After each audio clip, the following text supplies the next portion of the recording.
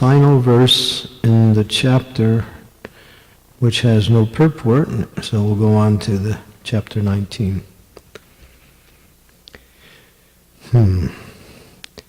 Pramathya daitya prativāran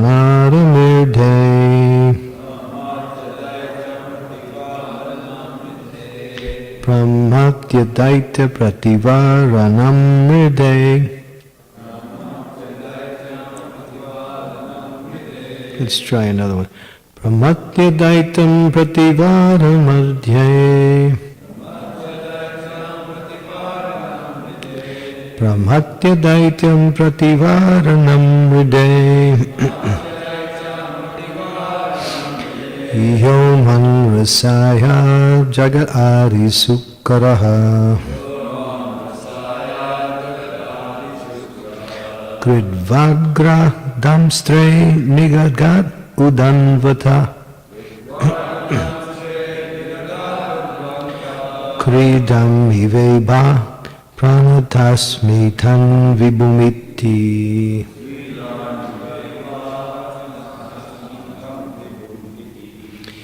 Pramathya daityam prativāranam mirde.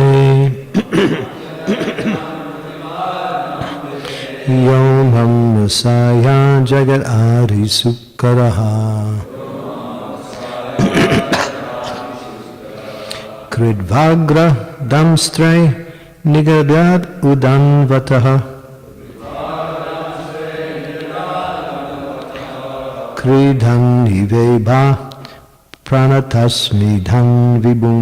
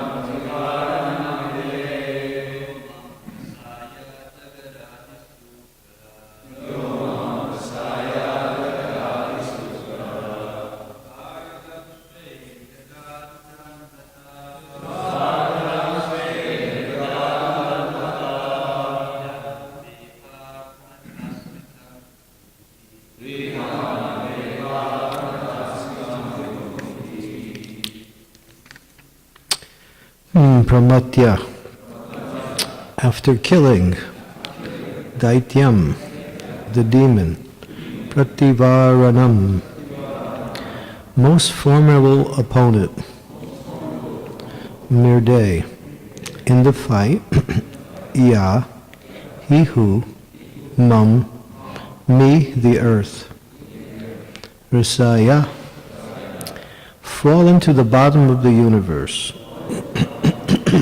jagat, in this material world, ādi-sūkarah, the original form of a boar, krīd, keeping it, agra-dam, on the end of the tusk, niragāt, came out of the water, udanvatah, from the Garbhodaka Ocean, krīd, playing, ivebhah, goat-like, ibhah, elephant, pranatas asmi, I bow down, tam, to him, vibhum, the Supreme Lord, iti, thus.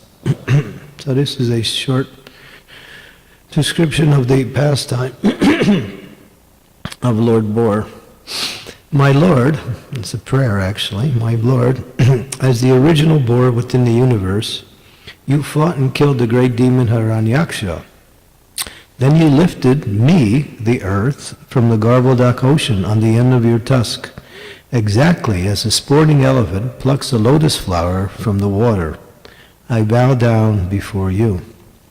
So Mother Earth is offering beautiful prayers to Lord Boar, or Varahadev, describing his pastime.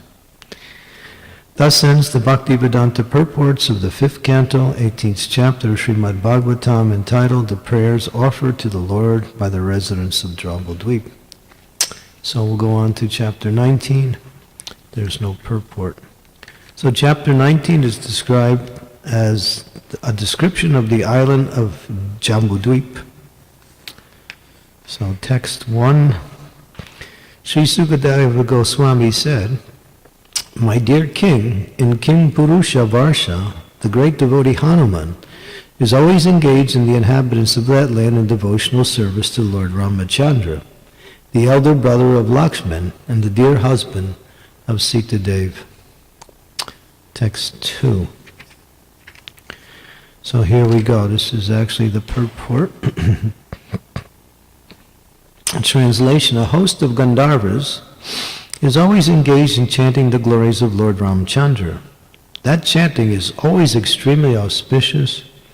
Hanumanji and Aristena, the chief person in King Purusha Varsa, constantly chant the glories with complete attention. Hanuman chants the following mantra. So that's the next verse, the mantra that Hanuman chants, purport by His Divine Grace. A.C. Bhaktivedanta Swami Srila Prabhupada Ki Jai. In the Puranas, there are two different opinions concerning Lord Ramachandra. In the Laghu Bhagavatamrita 5:34 through 36, this is confirmed in the description of the incarnation of Manu.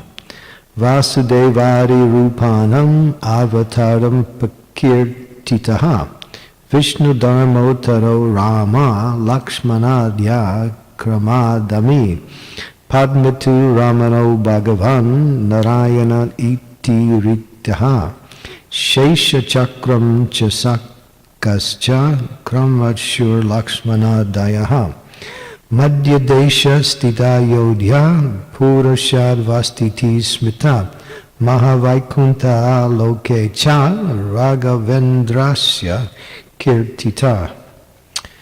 So that 3 verses is translated as such.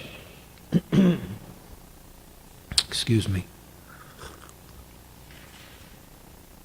The Vishnu Dharmotara describes Lord Ramachandra and his brother Lakshman, Bharat, and Sutrugna are incarnations of Vasudeva, Sankarshana, Pradyumna, and Aniruddha respectively.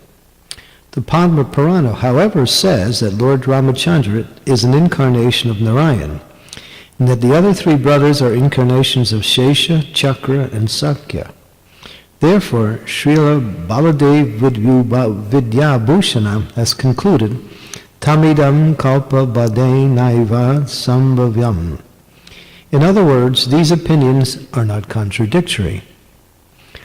In some millenniums, Lord Ramachandra and his brothers appear as incarnations of Vasudeva, Sankarshan, Pradyumna, and Aniruddha. In other millenniums, they appear as incarnations of Narayan, Shesha, Chakra, and Sankhya. The residence of Lord Ramachandra on this planet is Ayodhya. Ayodhya city is still existent in the district of Hyderabad, which is situated on the northern side of the Uttara Pradesh. End of purport. Om Agyan Timidandasya Ginajana Salakaya Chaksu Unmilitam Yena Tasmai Shri Gurave Namaha Shri Chaitanya Manobhistam Staptitam Yena Bhutale Swayam Rupa Kadammayam Dadati Swam Padantikam Jaya Shri Krishna Chaitanya Prabhu Nityananda Sri Advaita Gadadhar Sivasari Gaura Bhaktavinda Hare Krishna Krishna Krishna Hare Hare Hare Rama Rama Hare Hare. So, the essence of this particular purport is the apparent contradictory statements in Shastra. But here, by hearing from Acharya, we can get clear understanding of apparent contradictions. There's a statement by American transcendentalist whose name was Walt Whitman. He says, you and I read the Bible day and night, whereas you read black and I read white.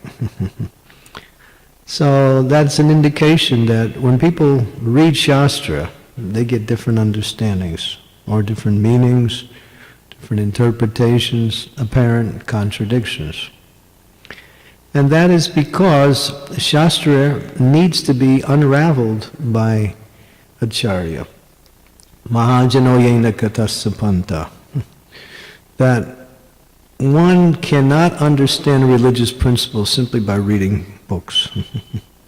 All the books are given by the Acharyas, and the Acharyas also explain the books, but the application requires what we say, Guru.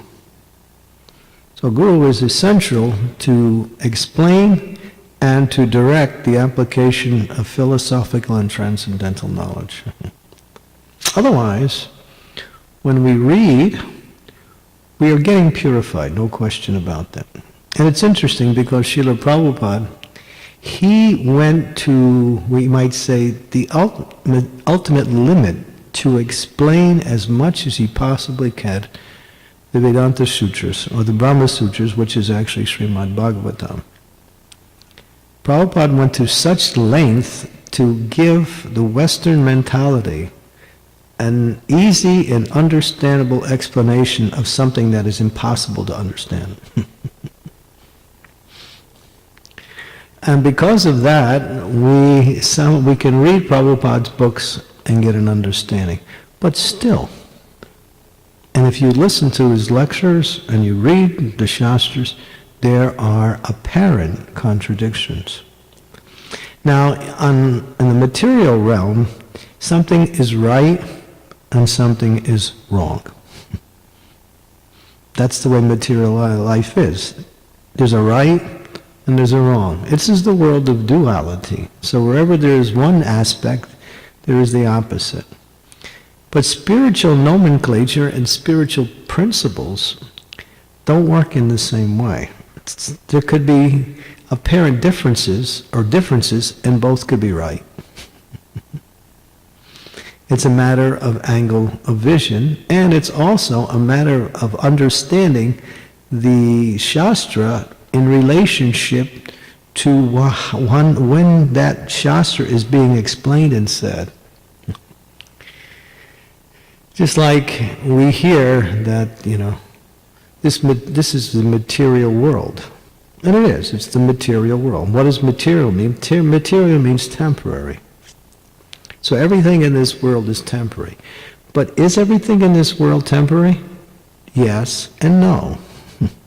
So where's the eternal part of the material world is that the material energy is actually Krishna's energy.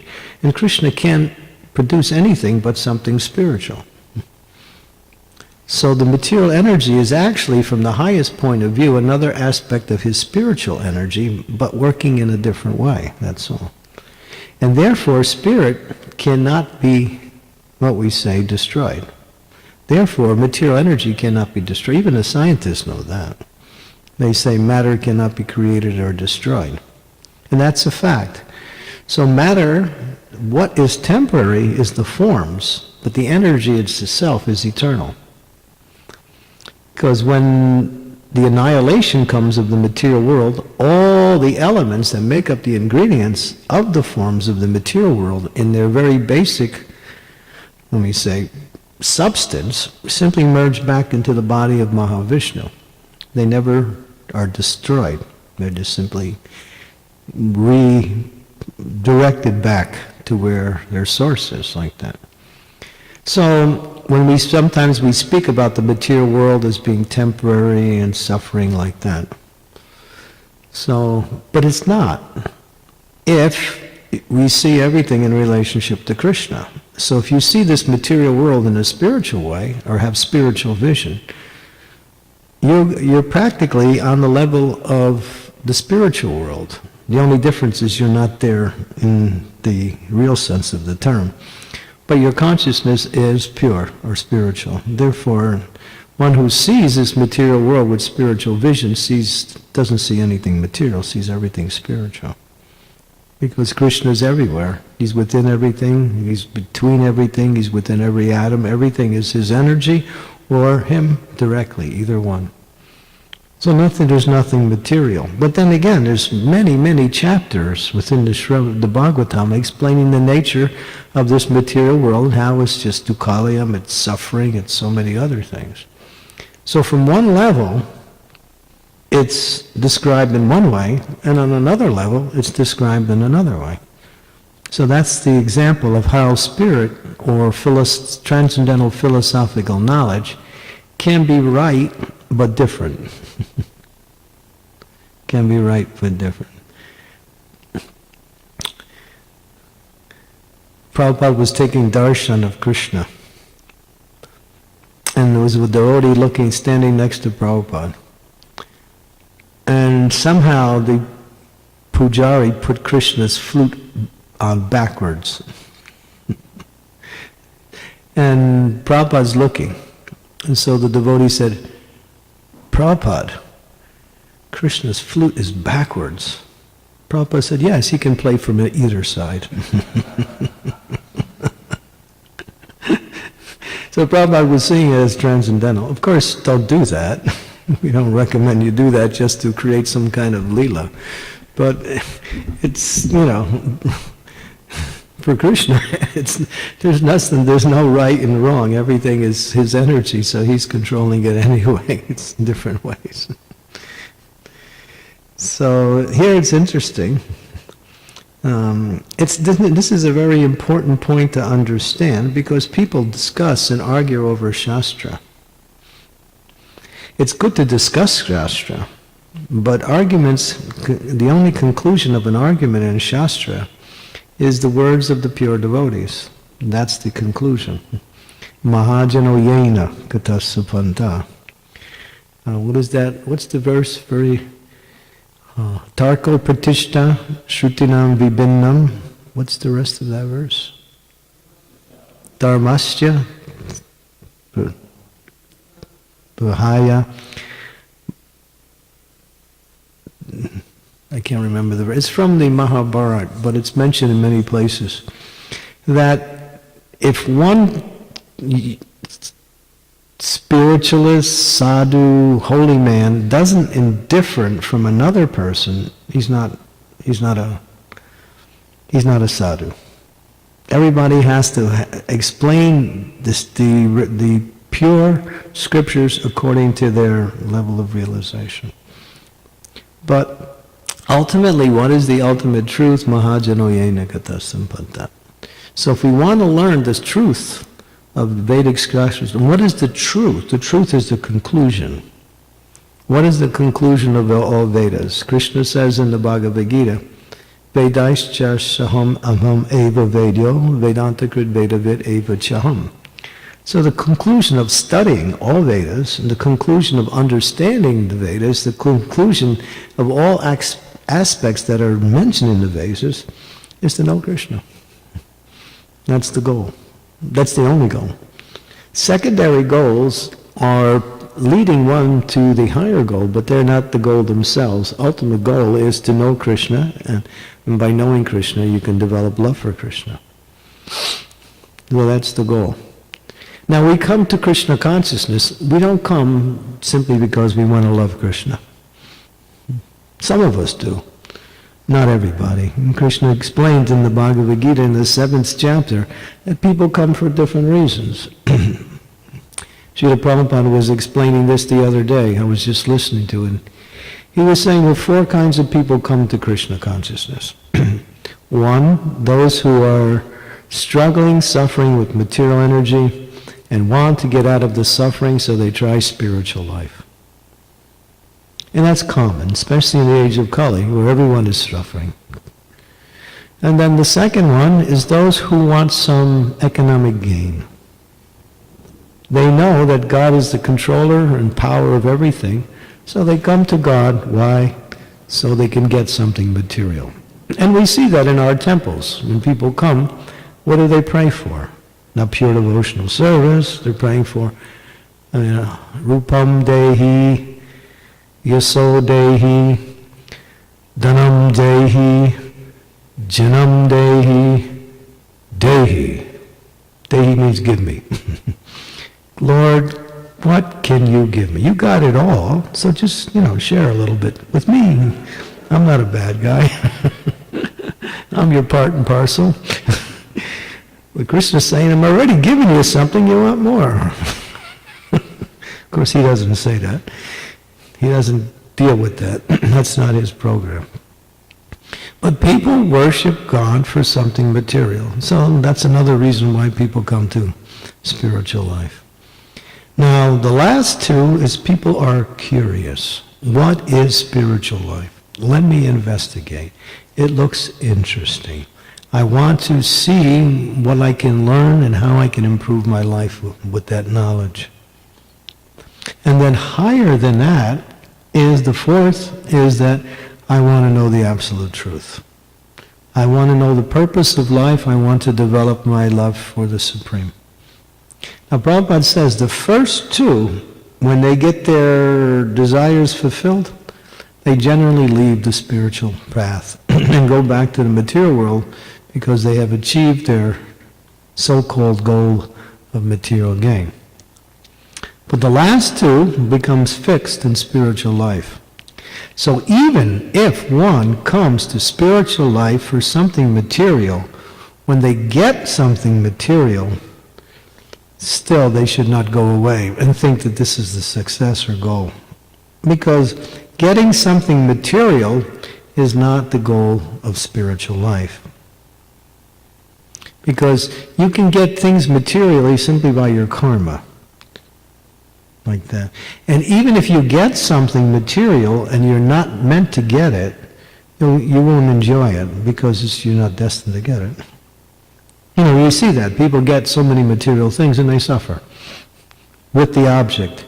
They're happy with before they don't get it, just like sometimes people get married. I want to marry that person. Only that person. They marry that. It's just a mess, right? Because they weren't destined to somehow or other have a relationship with that particular living entity, but they're so determined and they get it and it turns their life upside down, inside out. So it's our desires to achieve happiness through material things are always faulty they're always faulty with our own desires. So therefore, if we're looking for some kind of success in material life, then practice Krishna consciousness. Now that's a compromise, but actually Krishna doesn't mind. If you engage in devotional service, Krishna will take care of your material life. You don't have to try for that separately. That's automatic. That's Krishna's mercy. That comes automatically by the grace of God. God takes care of his devotees nicely. So the goal of spiritual life is prema-pumartamaha, how to love Krishna. And loving Krishna is natural and it's easy. Now the Shastras describe Krishna in so many different ways and the manifestations of his appearance in this world in the various incarnations. So what is the purpose of all these descriptions in the Shastras? Simply to attract our mind and hearts to hear about the glories of the Lord. That's all. As we hear about the glories of the Lord, we lose our taste for material activities. And that's the goal. Sometimes people come to me, Maharaj, I don't like my job anymore. I don't like my husband anymore. I don't like a lot of things anymore. I'm saying, great, you're making advancement. If you still like the things of this world, of course if your husband's a devotee, that's different. If you still like the things of this world, and you're practicing Krishna consciousness, that means you need to really work on your Krishna consciousness. Because the things of this world are ephemeral. They're subject to time and they're not what they present themselves to be. That is called, in one short, small little word, Maya, or illusion. So we don't have to worry about that. All we have to do is somehow or other focus our attention on hearing and chanting the glories of the Lord. This is the essence of Krishna consciousness. Satam prasangam mama virya samvido bhavanti hit karna rasāyā nikata. Our devotional service, the activities we perform in our devotional service, becomes happy expressions of our activities in devotional service when we are hearing and chanting the glories of the Lord nicely. That's the most important thing. So devotees should make sufficient time to hear and chant the glories of the Lord. Because Prabhupada wrote these books, why? For us to read. And to discuss, not just to read, but to discuss it. But it says, I got no time. I got too many things to do. Right? We got too many things. We got responsibilities. And even if you try to decrease your responsibilities, somebody else gives you another one. Right? It's just the way life is. That's the material world. Prabhupada said, even if you want to be peaceful, people won't let you be peaceful. It's just the way this world is. But what was that point I was going to make? Oh no, I forgot the point. Huh?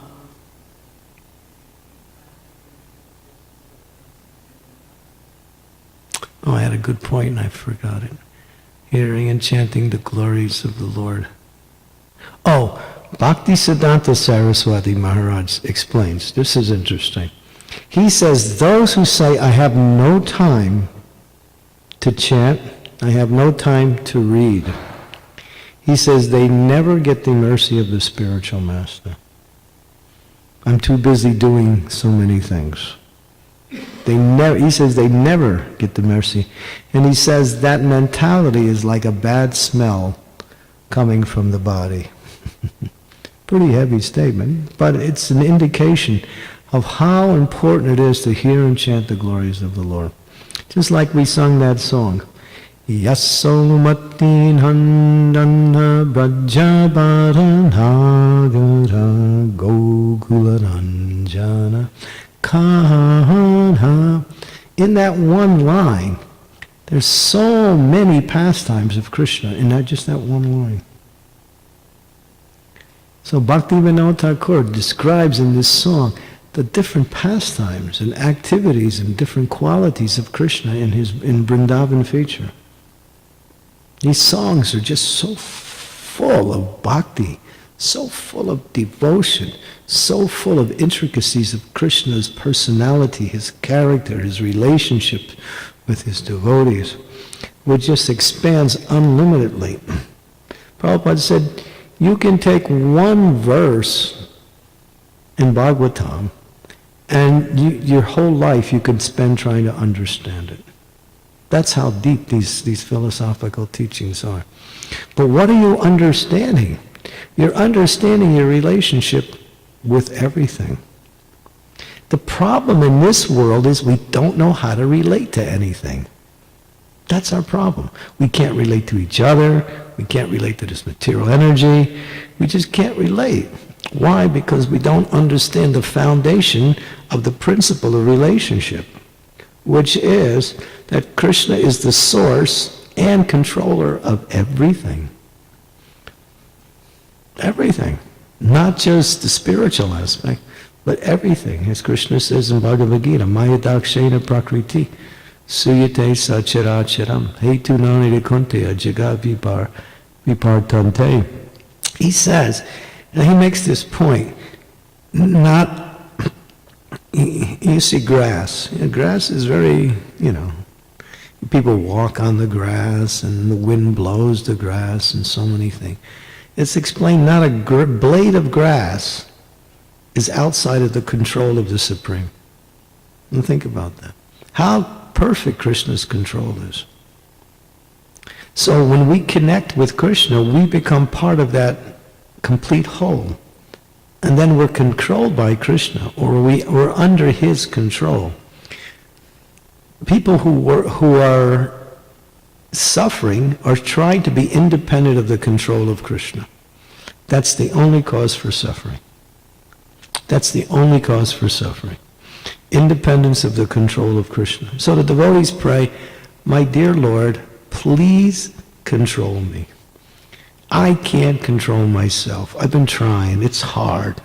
And I just keep making mistakes. So you control me. But how does Krishna control you? When you submit to Krishna's instructions for how to become controlled. That's all. Or in the instructions of the spiritual master, which are none different than Krishna's instructions. So when you read the Shastras, you can come up with your own ideas on how to be controlled. But when you hear from Guru directly, then the understanding of how to be controlled becomes easy and natural. So therefore, Krishna's shelter is Guru's shelter. And there's no other shelter. And Guru manifests himself in different forms of himself. And the essence is his teachings. But in the association of those who are following the spiritual master carefully and perfectly, that association is as good as the following the instructions of the spiritual master. Because we get that mercy like that. Then everything becomes clear. Everything becomes clear. Because when things are not clear, it's very difficult to practice spiritual life. Right? The mind makes things confusing. If you ask the mind anything, it will just take it and turn it around and give you a different understanding. That's the nature of the mind. The mind is full of its own ideas, conceptions, misconceptions. Therefore, one cannot listen to the mind. Just like if you're reading the Shastras, you might read one thing, and then you might think, oh, this is a contradiction. It's like Prabhupada said so many things that apparently were contradictory. What did he say? Right now I can't think of any. Jai Jagannath, you can think of one thing that Prabhupada said it was contradictory? Yeah. Yeah. Yeah, he says Monday, Arjuna's lamentation was an example of his soft-heartedness. And therefore that's the quality of a Vaishnava, they're soft-hearted. But then again, Krishna called him a fool in the next chapter. Draupadi, was it Draupadi? No. Yeah, when the 5 sons of Draupadi were killed, there was a discussion on what to do with Asvatthama, who committed the heinous crime. So Krishna had one opinion, Bhima had another one, Arjuna had some opinion, he was kind of neutral. But Draupadi didn't want Asvatthama to be killed because she was a mother who just lost her sons, so she was thinking that in relationship to me, Asvatthama's mother would suffer just like me, and therefore don't punish him. Now, that's glorious. She was compassionate. But then again, it said that she was a little bit unintelligent. And Bhima didn't go along with that, and Krishna didn't go along with it. But Krishna didn't want to say what should be done, so he took a neutral stance, and he was waiting for everyone else to speak, and then finally Krishna came up with a solution that punish him but don't punish him. Punish him in such a way that his life is not taken, but at the same time he becomes disgraced and punished. Like that. So different persons have different opinions, and everything is right. So two people can be right, but at the same time be different. That's the nature of Shastra. That's why sometimes people say, well, my guru said this, and your guru said this, that, and my guru is right, and your guru is wrong. No, just like it says in the Chaitanya Charitamrita, if you see two great souls discussing them, and they argue, and they have differences of opinion, if you take one side or the other, you're destroyed. For example, when Lord Nityananda and Advaita, they were in the house of Advaita Acharya, and it was Advaita just cooked this wonderful feast for Chaitanya Mahaprabhu, who just took sannyasa. And somehow or other, Lord Chaitanya wound up at the house of Advaita Acharya. So there was a huge feast. And Lord Chaitanya had been, fasting for some time. And then he said to Advaita, I can't eat all this. This is too much. And Advaita said, well, you eat 56 times in Jagannath Puri. For this is like a little snack. It's really easy for you, no problem like that. So the Lord then said, all right. But he said, actually, just give me some simple vegetable. Now, when Nityananda was also there, and Advaita offered him, he looked at it and he said, I've been fasting for 3 days, and now I've come to your house, and you're a grihasta, and I have to fast more. There's not even enough to fill half my belly here. So Advaita said, well, you're just a reject Paramahansa. So Nityananda got mad and picked up some rice and threw it, and bounced on the floor, and it stuck on the leg of Advaita, and he started to dance in ecstasy. And then they started to argue. But, who's right? But ultimately, the acharyas say, if you take the side of Nityananda or Advaita, you're destroyed.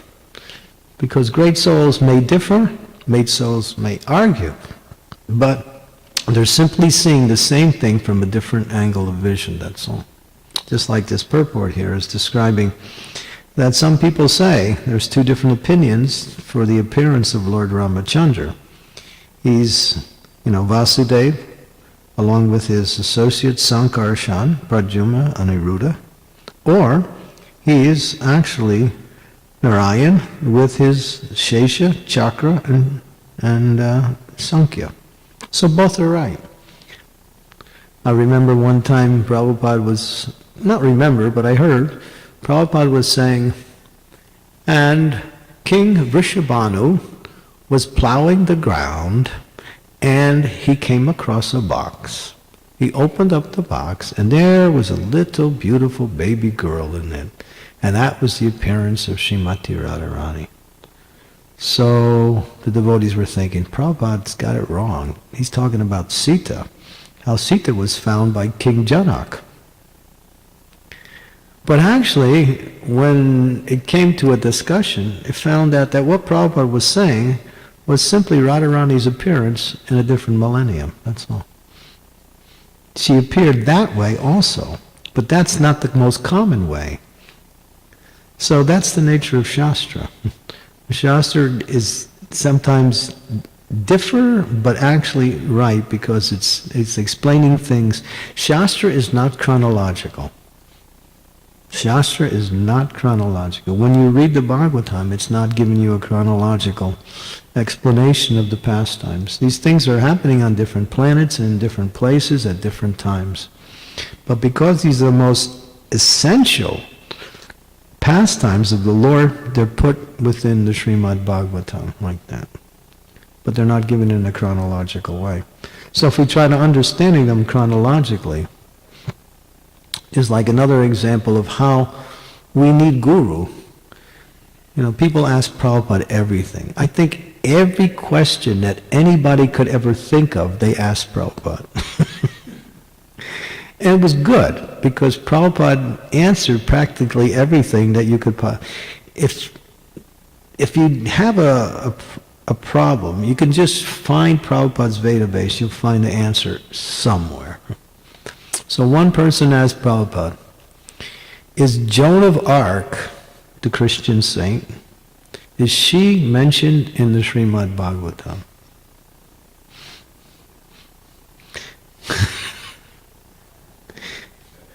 Joan of Arc. Was somebody asked that question here? And Prabhupada's answer was, why are you limiting Bhagavatam? Bhagavatam means the glories of the great souls, so don't limit Bhagavatam. So basically he was acknowledging the fact that Bhagavatam extends beyond what is known as the 12 cantos. In fact, Jiva Goswami explains that in the higher planets they have 1 billion verses of Bhagavatam. And even higher than that, in the highest realms, there's unlimited verses of the Śrīmad Bhāgavatam. So to understand Shastra, and to understand how Shastra is explaining itself, Guru is essential. Guru is essential. Therefore, we must hear from Guru regularly to understand applications of Shastra. And as I mentioned earlier, Prabhupada really extended himself as much as possible to make Shastra understandable to our Western mind, which is very, very difficult. But still, even that, there's like it says that in the Śrīmad Bhāgavatam, there's no artha, kama, dhamma, or moksha. There's no glorifications of pious activities. There's no plans for increasing economic gain. There's no sanctioning of sense gratification as the goal of life. And there's no focus on moksha, or liberation. These are called purusharthas, the activities of the persons in the material world. But then again, if you read some of the stories, it talks about liberation. It talks about, there was that one king, King Pururava. He wanted to marry this heavenly girl, damsel, I forgot her name, Menaka? Well, no, it wasn't Menaka, it was another one. Huh? Urvasi, yeah, Urvasi. And she came down to his realm, and she had so many conditions, and they got married, and she made some strict conditions. I only eat food and ghee. You shouldn't walk around naked. So many things she told him. And then he broke one of the conditions, and therefore she disappeared. She went back to the heavenly realm. So he was lost, and he was like one of these, TV soap operas. He was finished. He was just like over the moon. He just couldn't handle it. He was just crying. And so finally the story ends where he performs pious activities so he can go back to be with Urvasi in the spirit in the heavenly planets. He gets that pious credits and he joins her like that. And that's the end of the pastime. Haribol. Pious activities. So that's Bhagavatam. So if you leave it at that, that's in the 9th canto. If you go to 11th canto, you find out when he got there, he was frustrated, he gave it up and became Krishna conscious. So if you don't read to the 11th canto, you think, well, there's a spot on the Bhagavatam. It talks about material happiness and how to get it. So therefore, Guru is essential. Guru is essential to explain Shastras. I hear so many devotees, they quote Shastra, and it's nice to quote Shastra, but to quote Shastra in relationship to the principles that particular verse is meant to be applied to. And therefore, unless we hear regularly from the acharyas and read and then discuss and understand, it's easy to misunderstand. In fact, not easy, it's most likely like that. But still, if you read, you get purified just by reading. But understanding is another level, and we need to hear from Guru. Therefore, Prabhupada went through great trials and tribulations just to present Bhagavatam in the most easyable and accessible means for the Western mentality. Otherwise, it's untouchable. Even Sankaracharya didn't touch Bhagavatam. He didn't touch it. He touched the Gita, but he wouldn't touch the Bhagavatam. He knew how sacred it was. Bhagavatam is actually the best of all religious scriptures. It's the essence of all spiritual teachings, and it brings about the highest understanding of the Supreme Personality of Godhead, of Krishna, in Sri Vrindavan Dham, like that. So contradictions are there. There are innumerable contradictions, always. Therefore, we should clarify all contradictions by bodhiantas paraspara, discussion, and what is called istagosti. Prabhupada wanted that. Devotees get together, ask questions. We hear things. If we get a doubt, doubts are like demons. Krishna killed Madhusudan, the demon of doubt. If we allow doubts to stay in our mind, in any aspect, whether philosophical or practical, that doubt will drag us away from the practice of spiritual life. Therefore, the mind likes to think, I can figure it out. That's the nature of the mind. It's called the secret nature of the mind. The mind thinks, yeah, I got this doubt, but I'll figure it out. But after 10 years, you're still trying to figure it out. Or if you last that long. But the idea is, don't let doubts, because Krishna says in the Bhagavad Gita, what is that verse? Ajastradhanasya samsayatma vinashati nastiro tito loke. I forgot the last verse. Do you have the...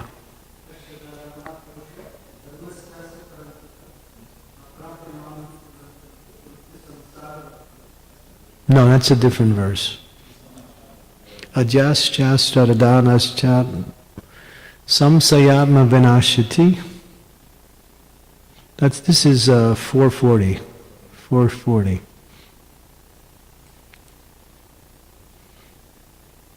It's worth it.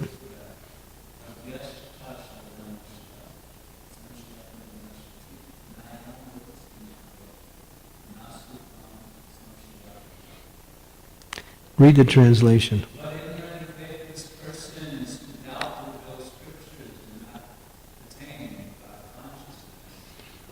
The doubting soul, there is happiness in this world. The acharyas talk, there's three kinds of people mentioned in that verse. The ignorant, the faithless, and the doubters. Now the acharyas give commentaries. There's at least 7 acharyas who commented on that verse. And the acharyas say that the ignorant can be changed by knowledge. The faithless, their faith can also somehow or other faithless can become faithful through the association of faithful persons. But they say the doubter is lost. There's no hope.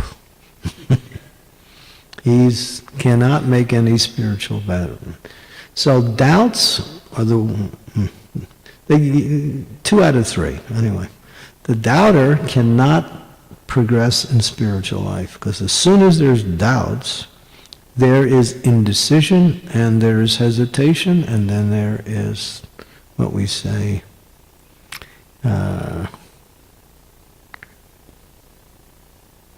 criticism, maybe, and then also gradually falling away. Yeah. So get your doubts cleared through bodhiantaspara, asking questions. When the doubts are clear, sometimes people doubt their ability to practice Krishna consciousness.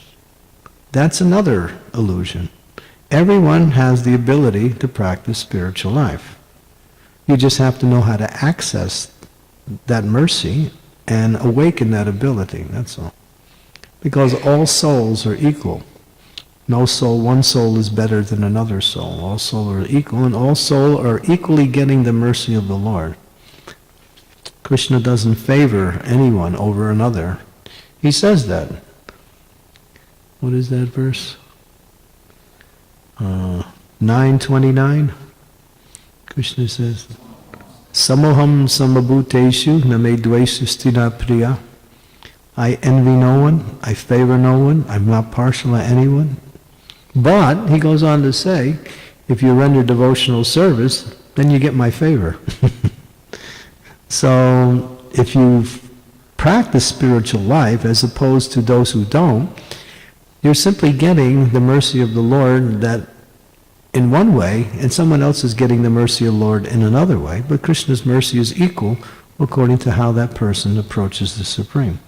So both are getting the mercy of the Lord equally, but the mercy is different, that's all. So, clear up doubts. Don't let doubts, because doubts will stall us on the path of devotional service. Any questions? Yes, Jai Jagannath. You were speaking about the importance of hearing from Guru to understand and reconcile the various contradictions that we hear in the Shastras and the words of the Acharyas. So I was wanting to know, in light of this understanding, I was wanting to understand the presentation of ISKCON today on the topic of one having a direct relationship with Prabhupada. In light of the idea that we need Guru to understand and reconcile the understandings of Shastra and the previous statements of Acharyas, how do we take that understanding, next to this one of having a direct relationship with Prabhupada? Because I'm still not sure, I'm not clear what that actually means. I haven't heard anybody say we don't have a direct relationship. The only persons I hear that say we don't have is those who speak wrongly. But there's not an opinion that you don't have, not an authorized opinion. Oh, what does it mean to have a direct relationship with Srila Prabhupada?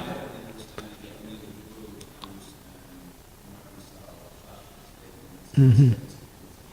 Yeah, Prabhupada says, and he explained it this way.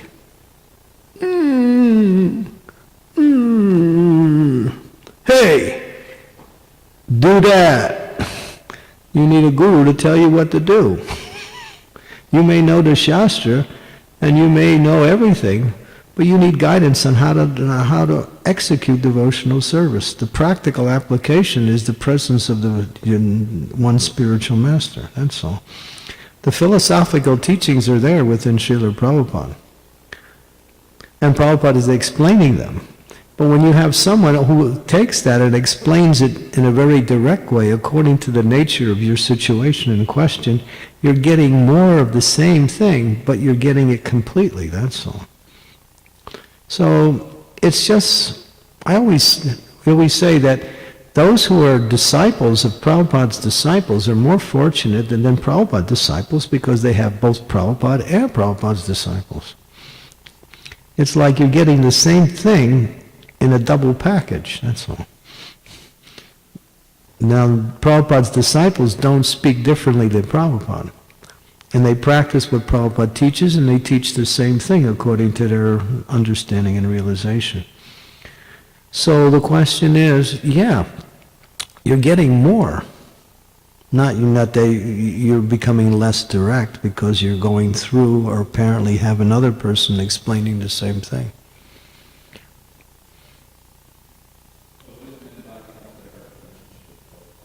He's the founder of Acharya. Prabhupada said that. Anyone who comes into this movement has a direct relationship with me. That means he is the foundation for everything that goes on in this movement. Whatever we do is coming from Prabhupada. The application is coming by way of the understanding of his teaching as applied according to time, place, and circumstance. But Prabhupada is the foundation. In other words, he teaches the principles. The details may change according to time and circumstance, but the principles are never changeable like that. So as long as we're following the principles, we have a direct relationship with Prabhupada. Directly. There's nothing that goes on in... If you inspect everything we do within the temple, you find it's all coming from Prabhupada's instructions.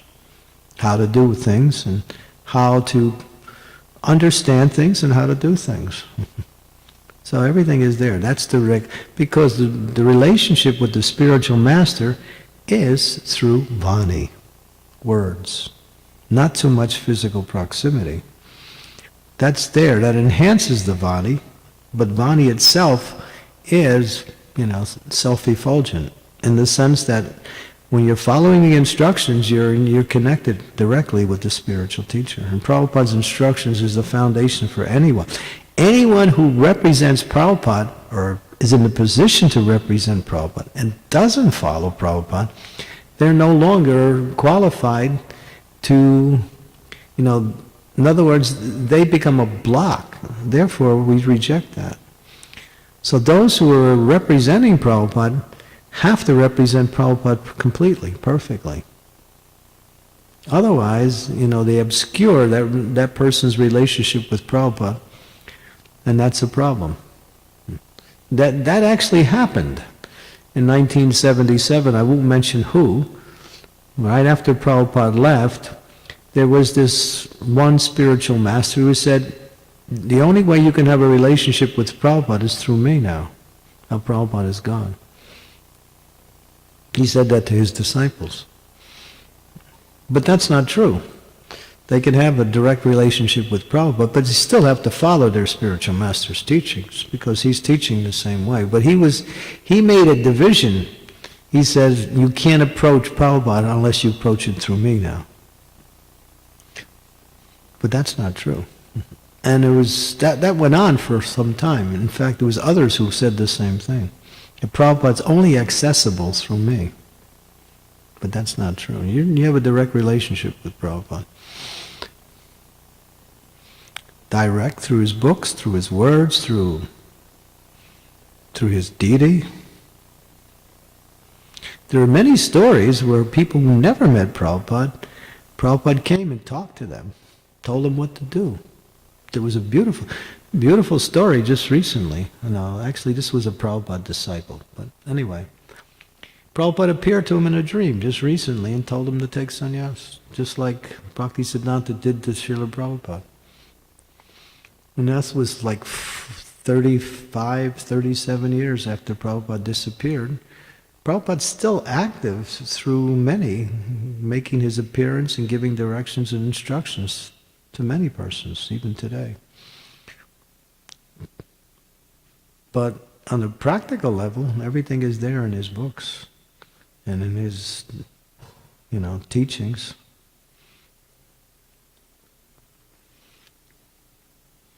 Yeah, so it's direct. Indirect means through something else, right? That's the word indirect. When you go to the source through another means. But you don't need another means. Prabhupada is there for everybody. The question is if you can access that. So the disciple of Prabhupada helps you access Prabhupada, but the relationship is direct. They're a catalyst to the connection. It can help you. If you can take advantage of that, that's nice. But there's others who have a direct relationship with Prabhupada without that catalyst. Prabhupada's there. Huh?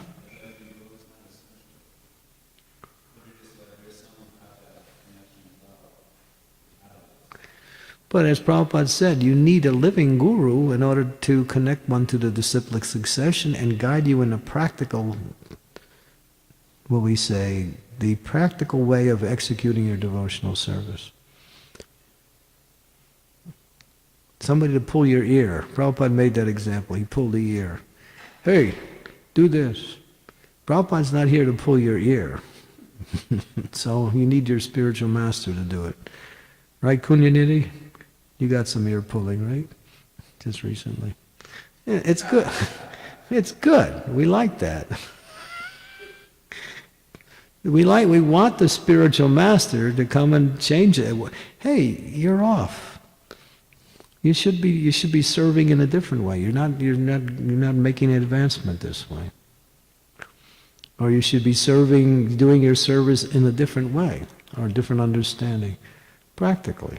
Mm-hmm. So yeah, for the practical point of view, you need spiritual master to guide. Now that same spiritual master, if he departs, then you take shelter of his representative in doing your devotional service. No one should be independent in any aspect of the spiritual life, because you just get off on your own. You do what you want, and then later on you make mistakes. Unless you're a pure devotee, you'll make mistakes. That's why we're trying to institute this devotee care system. And it's both spiritual and it's practical also. How to engage devotees in devotional service like that. Prabhupada set the foundation. But yes, you definitely need guru. It's not like what the Ritviks say, you can have a direct relationship with Prabhupada and that's all you need.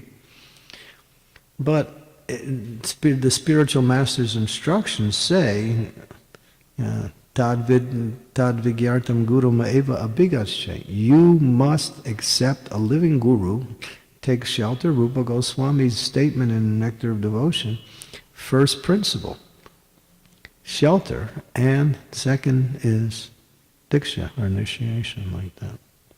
There's a reason for that. You still don't look convinced. Okay, should we do with the, what's the partial you're not convinced of?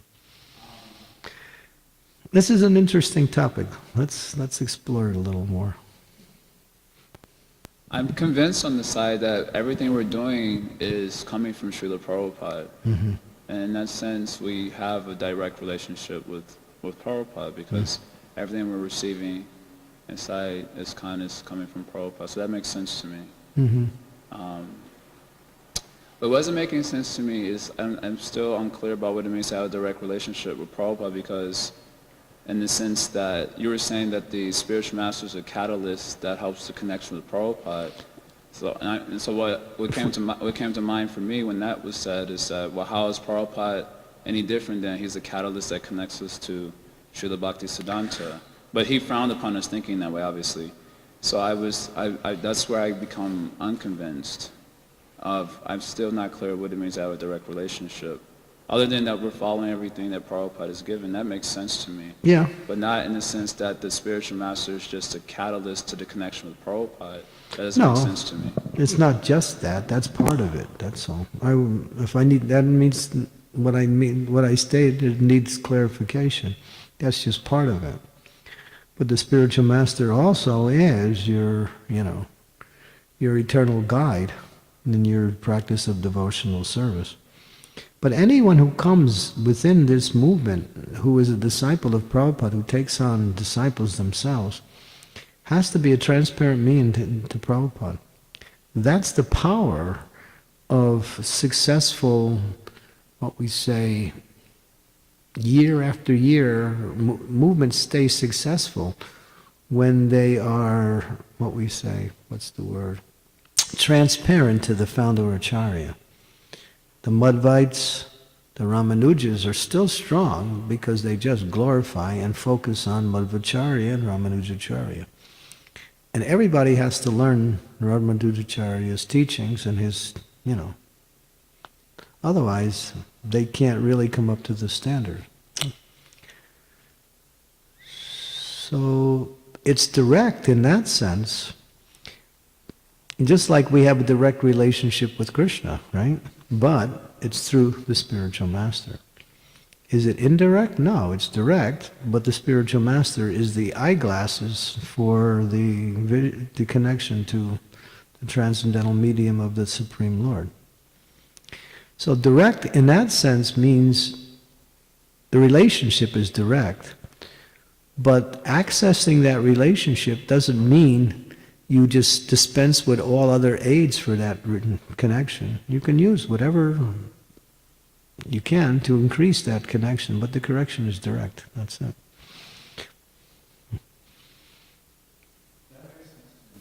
Yeah.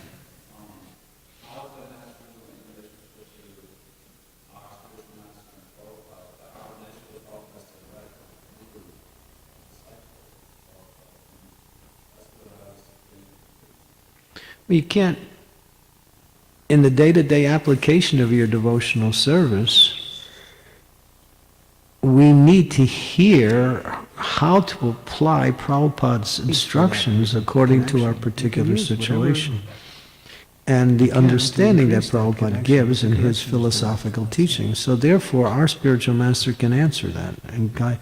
Now, if you can answer it yourself, that's fine. But that's, most of us can. So transcendental knowledge doesn't stop with Prabhupada.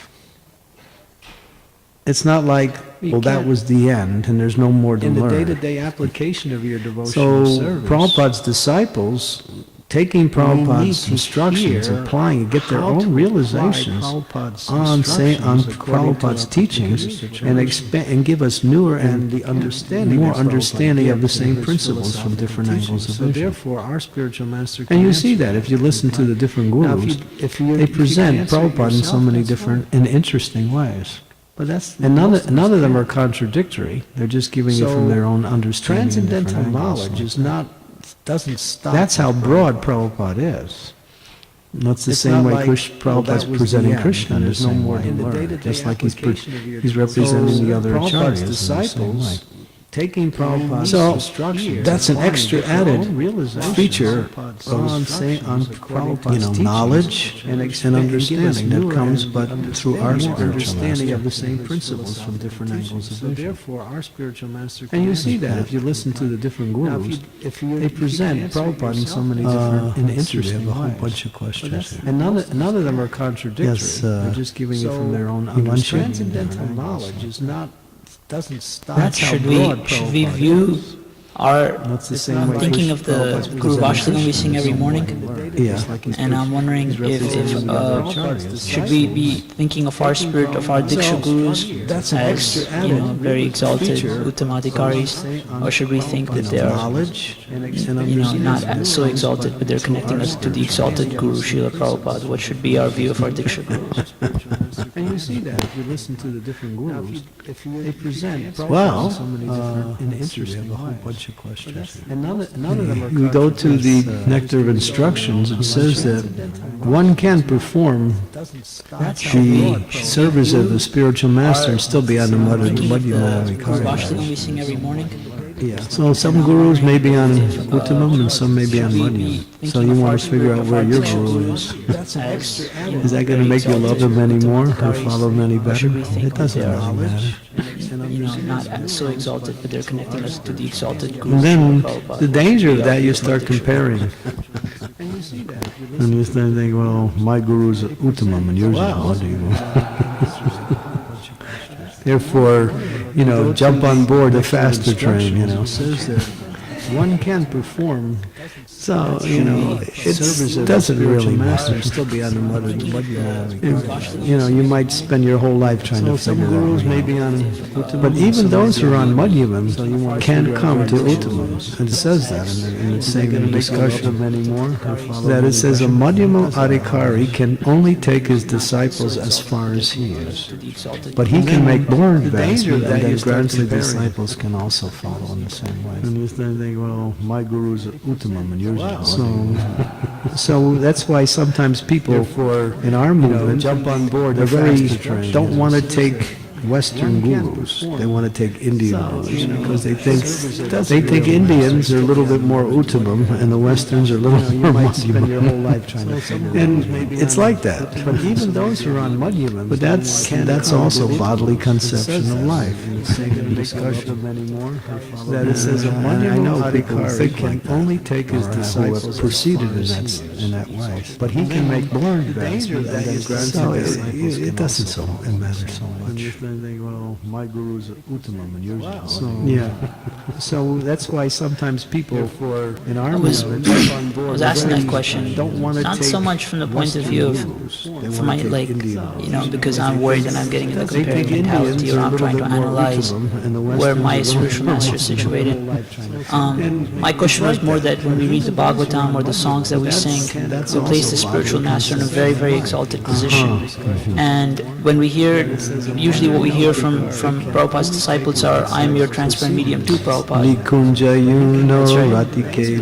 So then, is it Prabhupada that I'm assisting, or is it my Diksha Guru that I'm assisting? Because in my mind, I have a clear conception, but I'm just curious what the institutional was asking the standard, or not so much. That discussion came up in some of the persons who were on the spiritual platform, practicing Guru. They said that verse doesn't apply to me. My question was more that when we read the Bhagavatam, that's a statement of humility. We place the spiritual master in a very, very exalted position. That they're intimately connected with Krishna in the groves of Vrindavan, making tasteful arrangements for Radha and Krishna's meetings. So then, is it Prabhupada that I'm assisting, anyone or is it my Diksha who's Guru a spiritual master, because in my mind, is either in the role I have a of, clear conception, but I'm just curious what the institution. they're either coming from the tattva of Nityananda, or not so much. that discussion came up, cowherd boys, or they're coming in the tattva of spiritual platform, practicing Madhurya Ras. They said that verse doesn't apply to me. My question was more that when we read the Bhagavatam, That's a statement of humility. we place the spiritual. So I can't say who's who, that they're intimately connected. But just see your spiritual master as the person who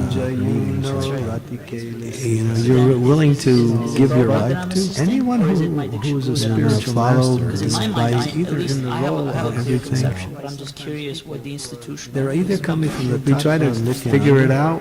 Even when Prabhupada was asked, "What is your source?" They're coming in the tattva. He answered two different ways. The first time he said that you do not require, and the second time he said, "If I told you, you would faint." So I can't say who's who. Now I just read another book. Just see your spiritual masters. Recently, when one disciple asked one of Prabhupada's godbrothers what was Prabhupada's Swarup, and he said, "I'll tell you later." Then he asked the question again, and then he said, "Well, I think it's Madhurya Ras because he likes kirtan a lot." And that's the answer he gave. Two different ways. The first, those who absorb themselves in kirtan are more inclined to Madhurya Ras because that's Chaitanya Mahaprabhu. But Nityananda is also there.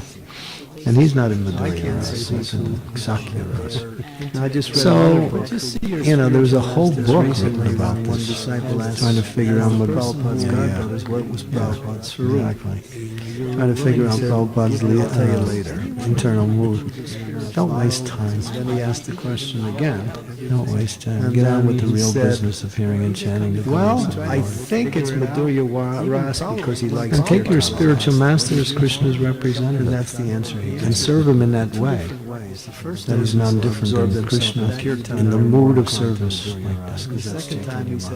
But Nityananda is also. And as you grow in your spiritual life, you'll learn. You won't have to ask these questions. There's a whole book. You'll be able to see things clearer. And no one will explain it for you. You'll understand things. Don't waste time. Then he asked the question. Chanditendriya? Don't waste time. Get on with the real business. business of hearing and chanting the Well, I think it's Madhurya Ras because he likes. And take your spiritual master as Krishna's representative. That's the answer. And serve him in that way. I was wondering, Bhadri Narayan, when he comes, Mood of service. he says, he gives a kind of a chronological thing that's And what's as you grow happening in in your ISKCON, and spiritual you've been life, gone about a year. you'll learn- I was you'll- wondering if you you won't could have to ask some share with us questions. some of your There's a whole experiences book. You'll that be able to see things clearly. would be encouraging for us. And no one will explain it. Well, in the last year or so, you've been gone about a year. Don't waste time. Somebody asked the question. Chandra? Don't waste time. Now with the real business of hearing and chanting. Well, I think it's Madhurya Ras. Went to a lot of kirtans. Your spiritual master is Krishna's representative. We went to the Ukraine festival this year. I was wondering, 14,000 Bhadri Narayan, when he devotees were comes, there. Mood of he service. says, he Devotees. gives a kind of a chronological thing that's And what's as you grow happening in in your ISKCON, spiritual and you've been life, gone about a year. I was wondering if you you could won't have to ask some share with us some of your Kirtans are amazing. experiences. You'll be able to see. Indrajumna Maharaj, Bibi Govinda Maharaj, Niranjan Swami, Radhananda Swami, Well, in the last Bhakti year or Gyan so, Maharaj, you've been gone about a year. Devamrita Swami. That's just a few. Who else is there? Madhava Prabhu is there. Went to a lot of kirtans. Shivaram Maharaj. He went the year before. We went to the Ukraine festival this year. My God, there's so many. 14 amazing devotees were there. So I've been, taking the kirtan circuit. I've been doing a lot of that. Ukraine is amazing. The year before they had kirtans were amazing. 8,000 devotees. This year they had 14,000. They expect to double it every year. They're worried because the government's saying, hey, you guys are getting too big, It's just a few. Who else is there? So, and it's interesting. The service attitude there is the most amazing. 14,000 devotees. They made a packed lunch for everybody on their departure. Amazing. Can you imagine that? Every day they were cooking 6 tons of prasadam. No, every meal was 6 tons of prasadam. The year before they had kirtans were amazing. There's people in the kitchen, 8,000 devotees. This year they had 14,000. So it's an amazing festival. And throughout the day there's seminars going on. There's like 20 to 30 seminars going on throughout the day. So it's an amazing. You should come. And it's interesting. The Ukraine festival there is the most amazing festival. 14,000 devotees. It's really taking over the world. And their departure. Can you imagine? It's expanding like crazy. Every day they were cooking 6 tons of prasadam. Yeah, Indrajumna Maharaj at his polling festival. There's a lot of major programs going on in the kitchen. The emphasis on chanting, and so it's an amazing. The whole day, all you do is chant and go to classes. That's all. 24 hours. 20 to 30. Of course, there's devotees doing service too. And the amazing thing is, the whole thing is free. Nobody pays anything. It's an amazing festival. 14,000 and still, they never take a loss because people give donations.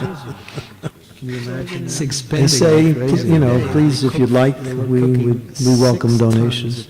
Yeah, so they're getting more donations to cover. But still, they don't charge anything for the festival. Programs going on, and the whole thing's carried out by the congregation. The temple devotees do nothing. The whole day, all you do is chant. The congregation does everything. They organize it. Of course, they set it up. It takes a week just to set up the festival. Nobody just to set it up, and all the tents and all the facilities and the cooking. And still, it takes about 3 or 4 days to break it down after it's over. It's an amazing program. They say, please, if you'd like. Well, yeah, there's book tables there. And that's one of the major parts of the festival. But the thing is, at night, everyone comes to the kirtan, and you see like 10,000 people dancing and chanting. Mangal Artis, there's like 4,000 people there. It's a little crowded. They organize it. So, yeah. And this was one of the major experiences I had coming to the Ukraine festival. To set it up. all the tents and all the like that. facilities. So there's a lot of kirtan programs going on, seminar programs. To break it down after it's over. It's amazing. I did a little internal work this year for 2 months. I didn't travel. I just did some chanting and reading and other work. It was in October, November. The thing is, at night, everyone comes to the kirtan, and you see like 10,000 decided to slow down for a little while. Mangalartis is like 4,000 people there. Get ready for Chicago. They organize it. So, yeah. And this was one of the major experiences I had coming to the Ukraine. Okay, thank you. There was another question. Was the community? So there's a lot of kirtan programs going on, seminar programs. Gokulananda. It's amazing. I did a little internal work this year for 2 months. I didn't travel. I just did some guru chanting and reading and other work. It was in The direct October, relationship November. with Srila Prabhupada. Comes to the kirtan, and you see like 10,000 decided to slow So down. you mentioned that everyone can have a relationship with Srila Prabhupada, a direct relationship, It's available. and then but we need a guru to Okay. Is that good enough? teach us how to follow the instructions of Srila There Prabhupada. was another question. I want to know what is the Gokulananda. potentiality of Diksha I did a little internal work this year for 2 months. regarding in connection with the direct relationship with Srila Prabhupada. The direct relationship. What is the difference between following Srila Prabhupada and having a Shiksha Guru, not taking initiation, but I still claim that I have a relationship with Srila Prabhupada and I have guidance because I have Prabhupada disciples who can guide me. And the difference between, I want to know following Srila Prabhupada and taking Diksha, potentiality, initiation from a Prabhupada disciple, and receiving instruction from the different gurus. So your question is basically that I don't have a Diksha Guru, but I have a Shiksha Guru, and then I can get connection through Prabhupada with my Shiksha. Guru, not taking Well, Diksha and initiation, Shiksha are actually two aspects of the same but I thing. still claim that I But have a relationship with Srila Prabhupada and I have guidance. The principle, the Guru principle is fundamental. Who can guide me. One has to take a And the spiritual difference master. between, I want to know That's the following instruction Srila Prabhupada of all the and taking acharyas. Diksha, Even Krishna says it. Tad initiation vidivati partena pradipasena sevaya. and receiving So instruction. everyone has to connect themselves to the parampara through the formal procedure of initiation as given by, as explained by Srila Rupa Goswami and as practiced by all the acharyas. Well, Diksha and Shiksha are actually Now, two aspects. you can make advancement through Shiksha, obviously. But the question is, when then the question is, one has to take a And the spiritual difference master. between Are you going to? That's the instruction Prabhupada of all the taking acharyas. Diksha, Even Krishna. When you get initiated, you make a vow. and receiving instruction. Now, vows are sacred. Connect themselves to the parampara. Now, and if you have a Shiksha Guru, you may not make vows given by. Then you're a little bit independent, and if things don't go, you can change. You can also jump from Shiksha to Shiksha. You can make advancement. So this kind of ensures what we say, obedience and allegiance to the parampara. Then the question is, one has to take a Yes, my question is Are you going not to- necessarily the importance of why should we take Diksha, but how the Diksha in ISKCON initiated, you is make a vow. important in the So vows are sacred. Connect our themselves to the already. parampara. Now, You say that we you have a Shiksha already Guru, have a relationship with Srila Prabhupada if we as want. the founder acharya. Yeah, as the founder acharya. So, But not as Diksha Guru. yes, not Diksha, but Prabhupada, because he's your Shiksha Guru. because the argument of the ensures Rigveda what we is say, that obedience and allegiance to you the mentioned that they say, okay, I follow Srila Prabhupada.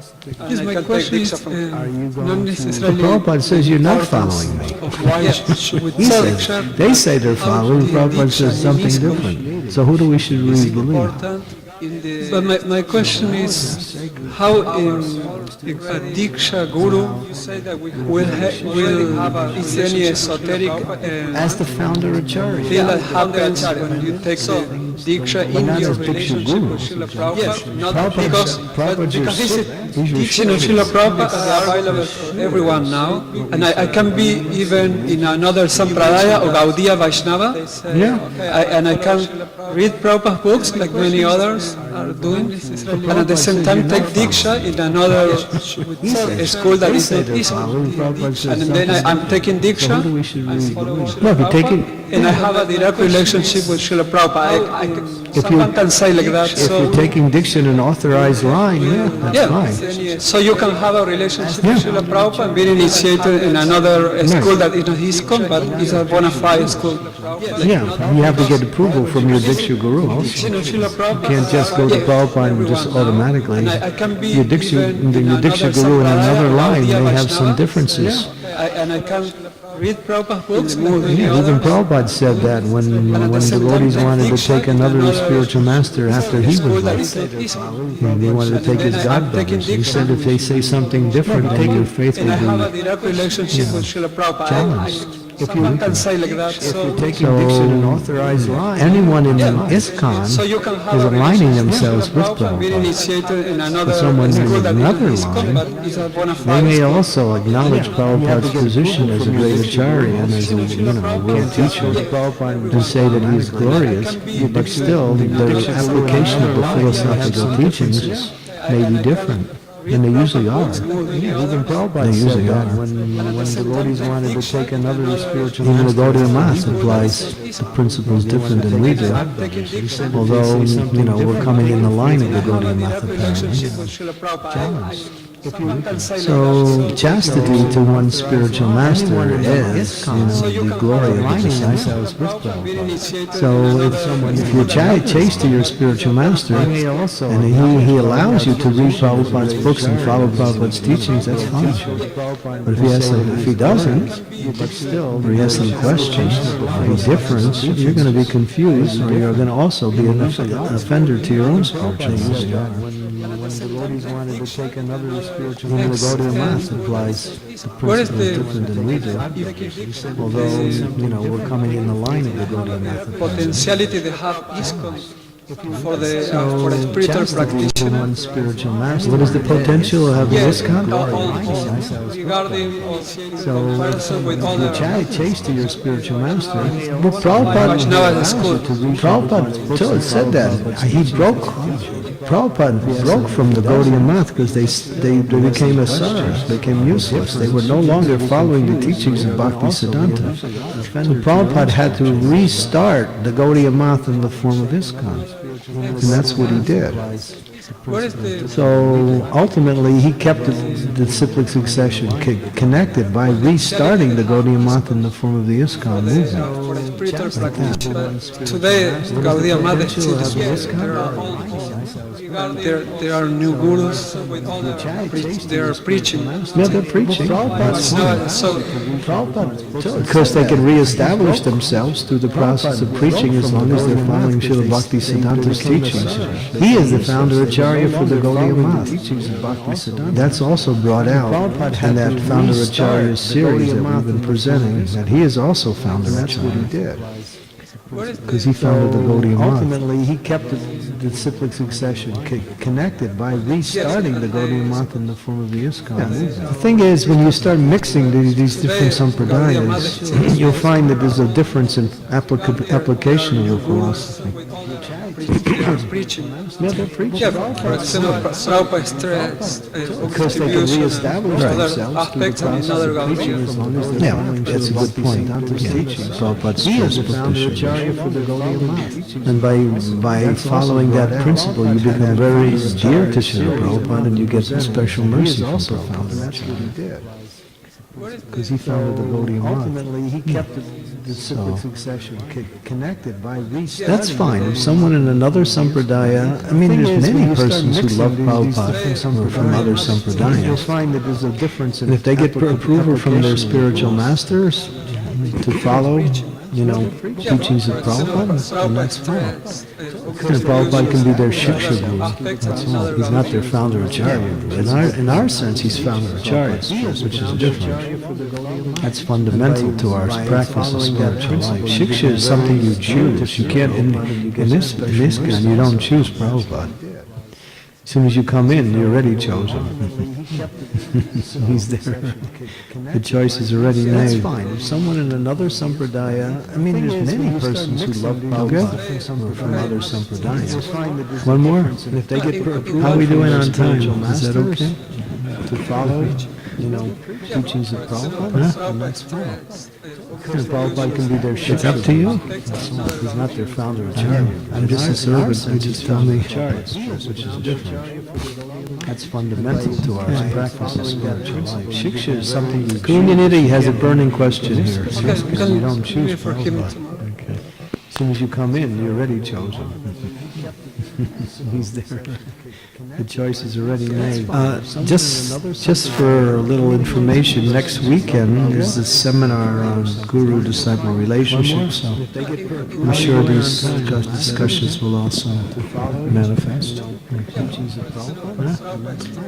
I hope not too many of them. Because Guru Tattva still hasn't been sorted out. It's not clear yet.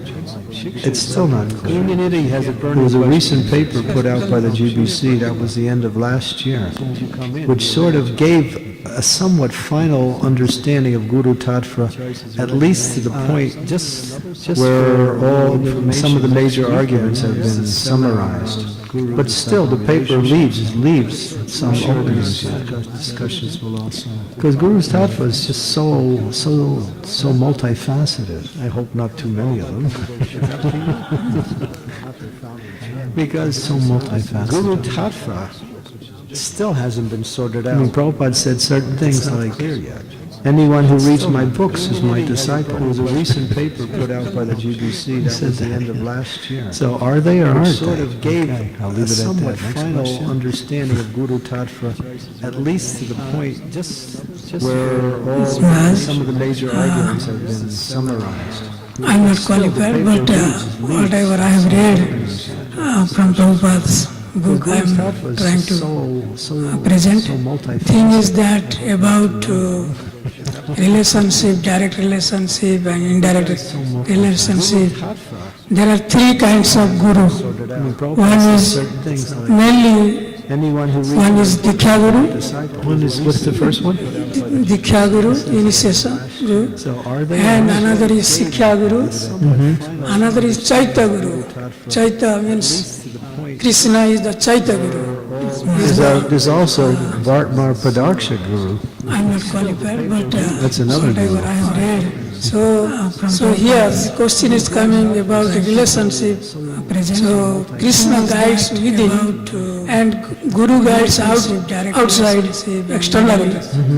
And Sikkha Guru, one can make any numbers. No, there is no limit. So ultimately Krishna is the only Guru. Yes. And Krishna manifests himself in different forms of himself as the spiritual master. So Guru in the heart is Chaita Guru. And one can take instructions from Chaita Guru through the manifestation of Chaita Guru, which is your Diksha Guru. That's another Guru. And here also it is stated that after we quit our body, when we quit our body, then our soul is identified by Diksha Guru to the Krishna. When we go Golok Vrindavan, that time is this soul is identified by our Diksha Guru. Different forms of him. That's what they say that. I don't have read that, but in other words, the spiritual master is there to bring you to Krishna. Another thing regarding the Masu question, you are judging Guru. That thing is, there is a nice verse, I forgot. I have only one word. Sarva Deva Maya Guru. The Guru is the son of all the demigods. So there is no question of judging him. It is offense. And there was a discussion between Dr. Patel and Prabhupada in Bombay. By that time when on the morning walk, Prabhupada fired him, anything like, how could you dare to say Guru has physical body means... Yeah, I know the lecture. So like that, so it is very, very offense to judge regarding the... He wasn't judging, he was making some statements. Judging Guru. Still it is nice verse. That is also one word. Depreciated. Guru. Guru is the son of all the demigods. All right. So there is no question Can't of live judging by Guru is philosophy alone. And there was a discussion between Dr. Patel and Pujas. Prabhupada in Bombay. Okay, thank you very much. That time Hare when on the Krishna, morning Srila walk, Prabhupada.